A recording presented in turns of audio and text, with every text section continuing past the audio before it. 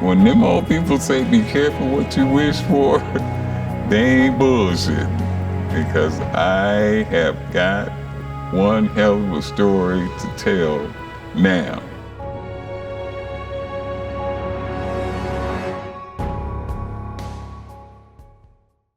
I wanted to be Mr. America after winning the smaller titles, smaller city titles. My goal was to be Mr. America, and it did not matter, what I had to do in order to be Mr. America. I would have done it. That was my goal, and once I set a goal, I don't let anything stop me from achieving that goal. So, in order to be Mr. America, by the time I made it to Mr. Inglewood, I had got those 20-inch arms, and I had spent a lot of time just pounding arms, and I won the contest basically with my arms and nothing else, because I didn't have much to go along with it. But after the contest, the promoter of the contest, I remember his name, but I'm not gonna say it, asked me, he pulled me to the side and he asked me, he said, CT, what are you taking?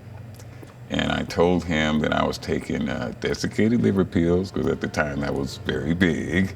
I was taking a lot of desiccated liver pills, protein, and creatine hadn't even been invented at that time. So those were the big things I was taking, desiccated liver pills, and eating a lot of egg whites. Not egg whites, I'm sorry, I ate the whole egg, dozen at a time. And he said, no, what are you taking? And I said, that's what I'm taking, And he goes, wait a minute, CT, what steroids are you taking? And I said, what's that?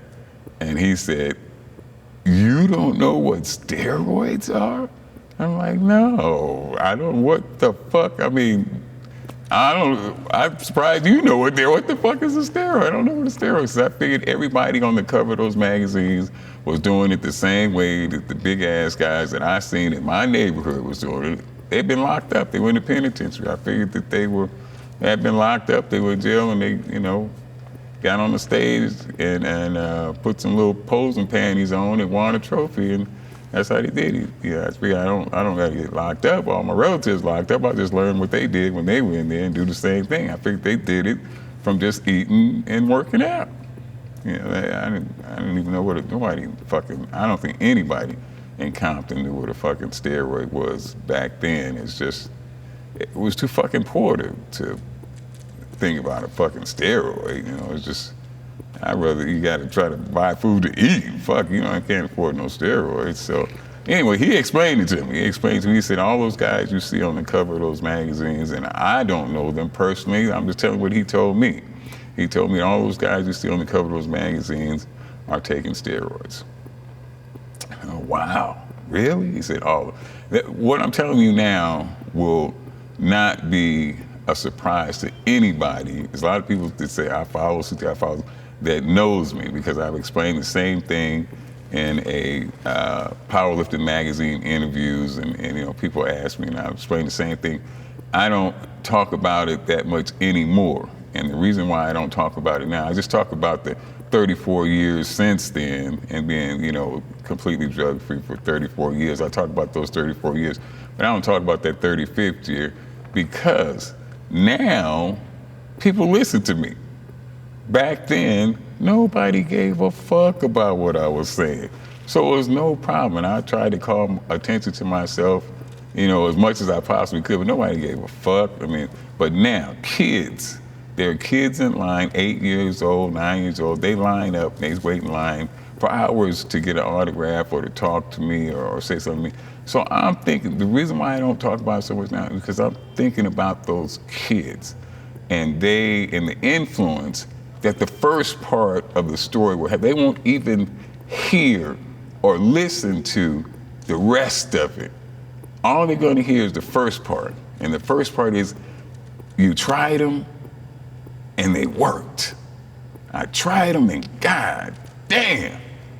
Oh man, they worked. I had fucking super veiny, ass was so fucking hard. I tried to put the needle in my ass and fucking bent. The fucking needle bent. My ass was that fucking hard. And they'll hear that, and that will be the end of it. And those kids will rush out, and they'll fucking want to try to get them some of this, because they will not hear that it made me fucking insane. They won't hear that part. They will not hear that I want to murder fucking people at a stoplight for looking in my fucking car too long. They won't hear that part.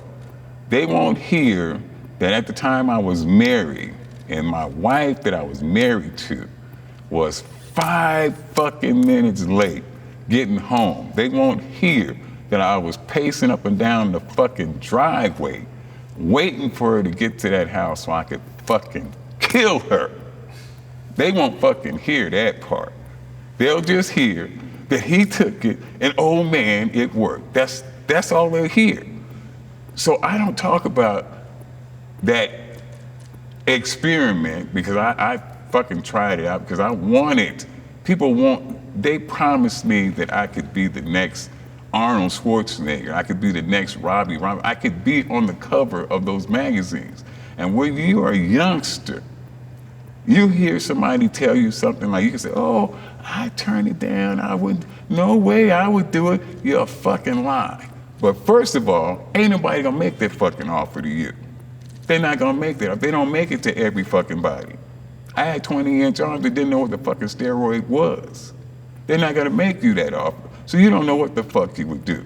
So that's why I don't talk bad about anybody who makes the decision to take steroids. How can I? Because I'd be a fucking hypocrite if I did.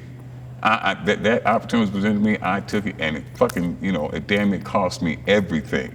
I don't do it because of the experience I had. It fucking made me a fucking loony ass, raving, lunatic, maniac, wanting to kill fucking people asshole.